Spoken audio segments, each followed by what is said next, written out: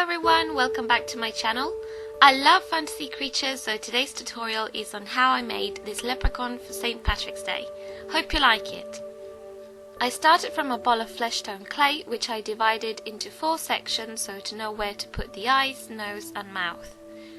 Next, I pushed in the eye sockets and inserted the eyes. The link to the green eye cane will be in the description section.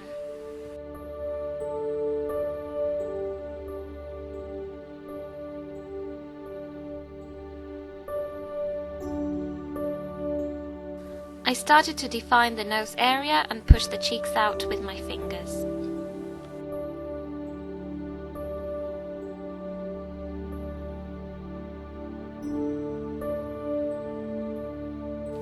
Next, I added a strip of clay above the eyes to make the brow bones and blended it to the clay underneath. I also added clay to make the cheeks and blended. There is no particular order in which to do this, and no face I made was ever done the same way. It's more about what you feel comfortable doing.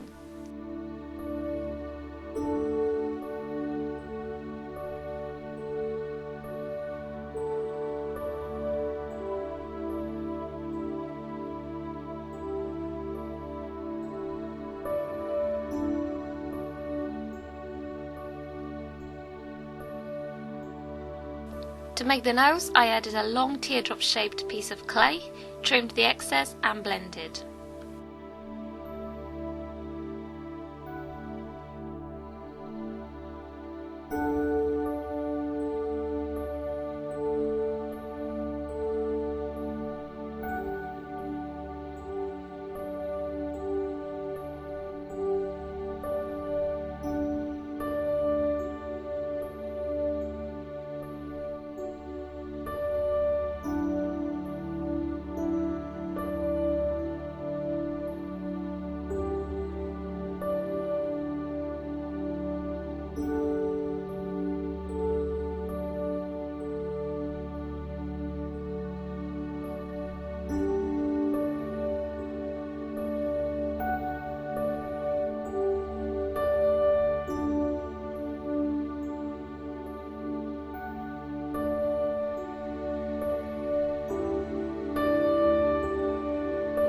To make the mouth, I added a domed piece of clay, blended it and then started defining the lips with a flat tool.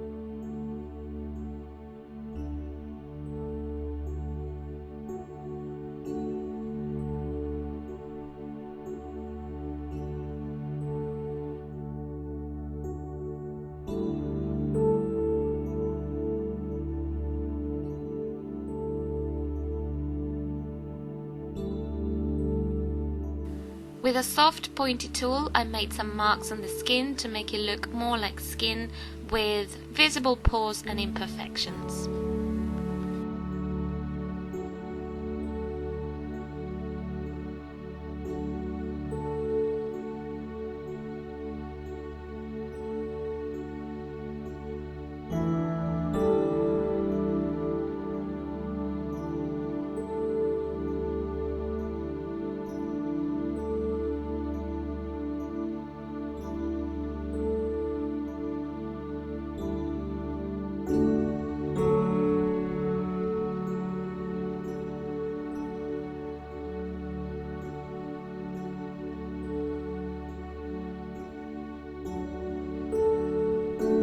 Once I was happy with the face, I baked it for 10 minutes at 110 degrees Celsius. To make the armature, I took some wire, folded it in half and twisted it together to make the spine.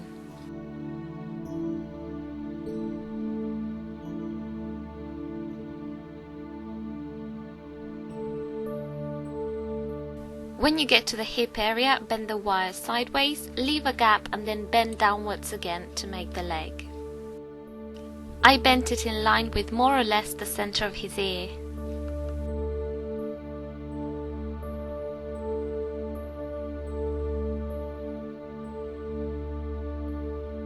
For the arms, I wrapped a piece of wire around the area where his shoulders or armpits would be.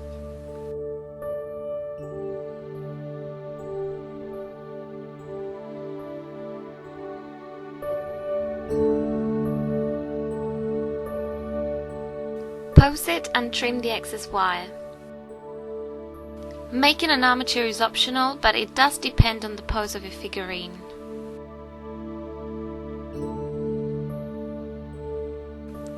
Next, I wrap the armature in tin foil.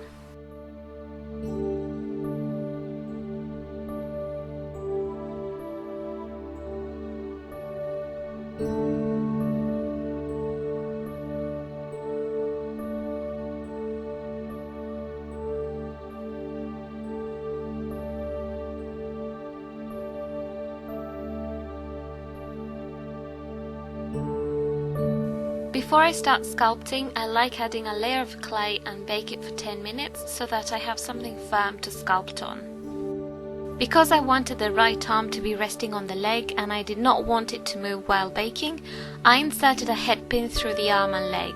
It did take some elbow grease to do this because there was an armature in the way, but at least the arm was secured to the leg. Once it was baked and cooled, I bent the wire under the leg so it wouldn't move or slide out.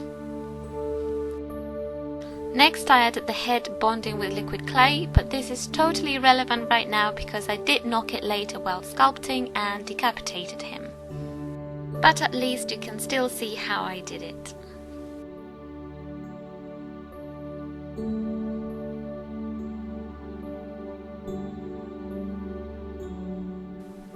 When you start adding clay to sculpt, make sure you add a layer of liquid clay so that the baked clay is sticky enough to bond to the clay you're adding on top.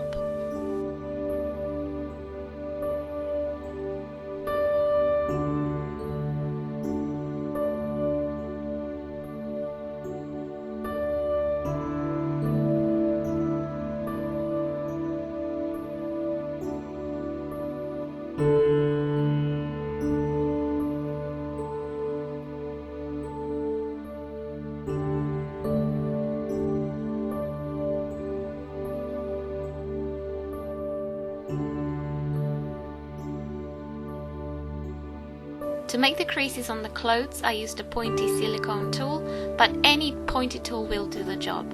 It's very helpful to look at pictures of similar clothes in similar poses to your figurine to understand and mimic the way the fabric would naturally crease and fall.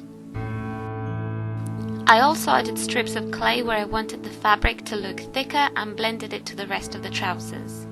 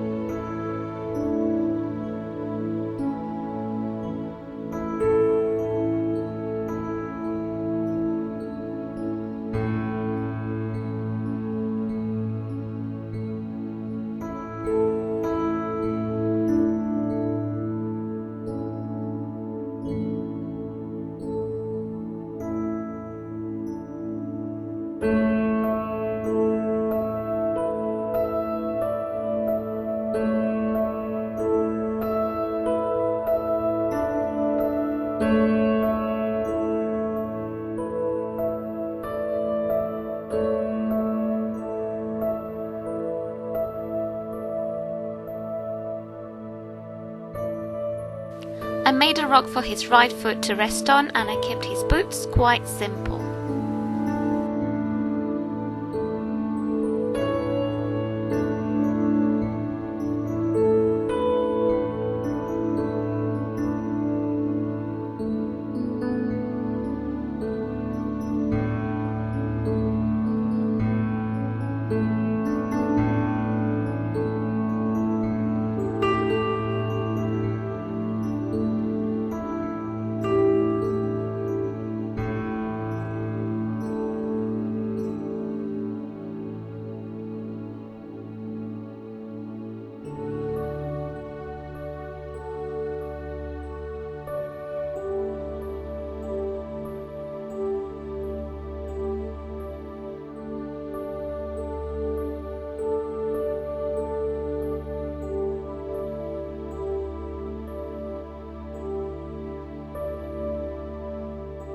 Then I baked him again for 10 minutes.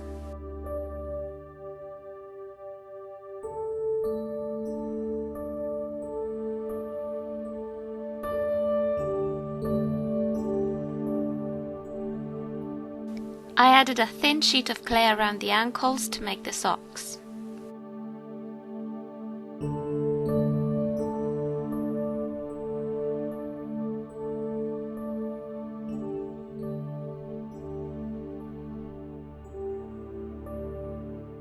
I made the rest of the boots, poked some holes and added the laces.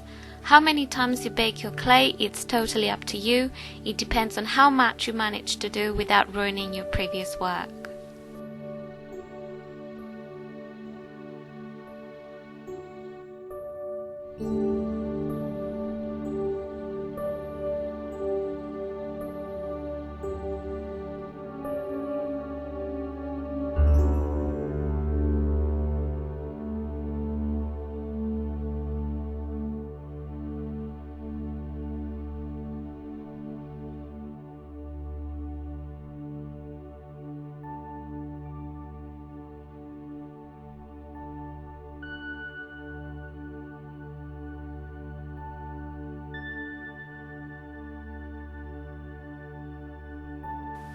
This step is totally optional.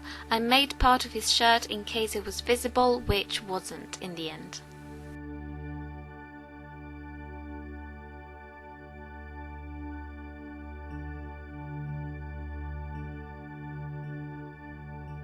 I made his hands on sticks, which I then removed and transferred to his arms, bonding with liquid clay.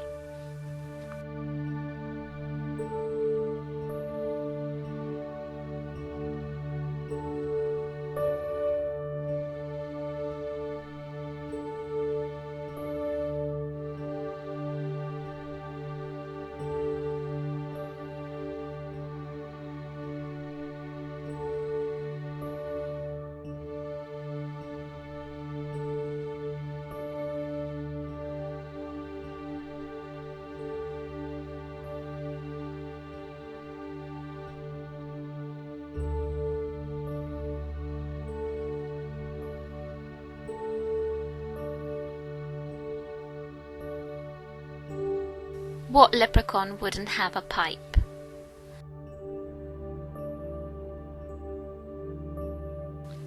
I added the rest of the clothes piece by piece, removing clay as I went along, blending and sculpting the creases.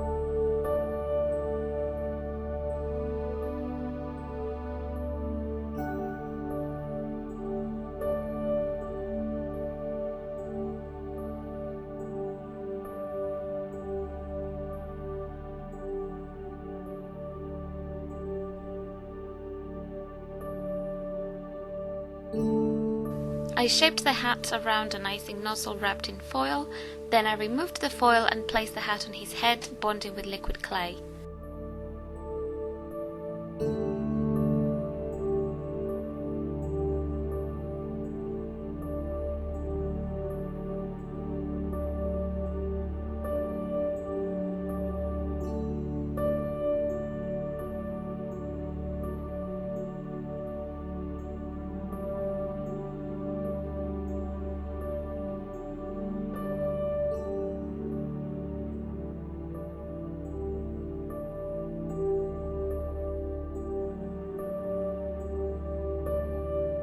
Next you want to add the brim of the hat, the top and a buckle.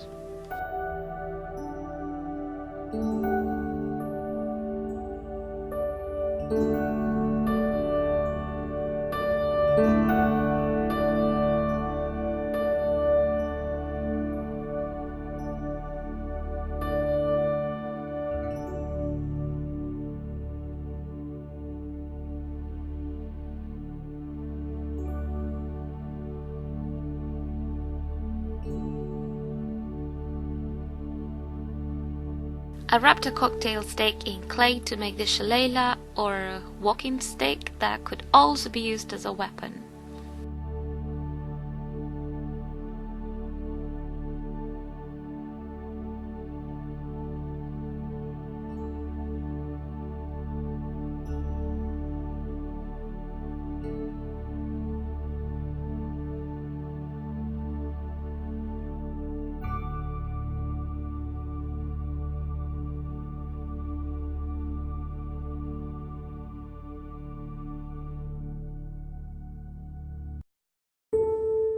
Once baked and cooled completely, I painted him with acrylic paint.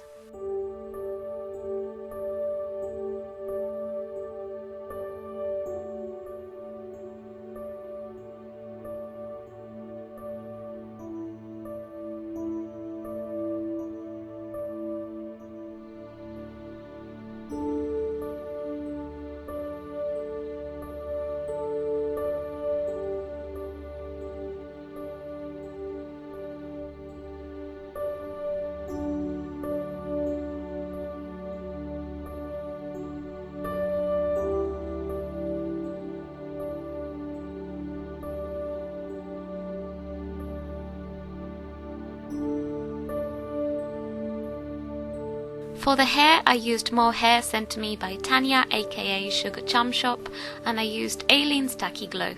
All the information on the materials used in this video will be in the description section.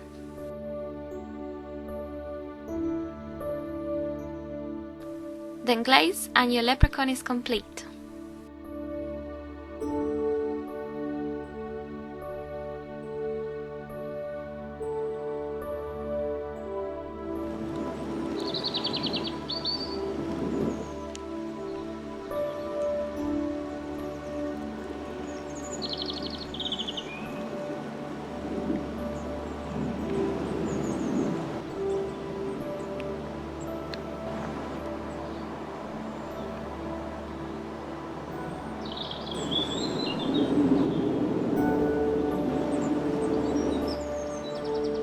I really hope you liked this tutorial, and if you ever happen to encounter a leprechaun, don't be too hasty to ask for his gold, because even if he seems generous when giving it to you, his magical gold coin always finds a way to appear back in his pocket.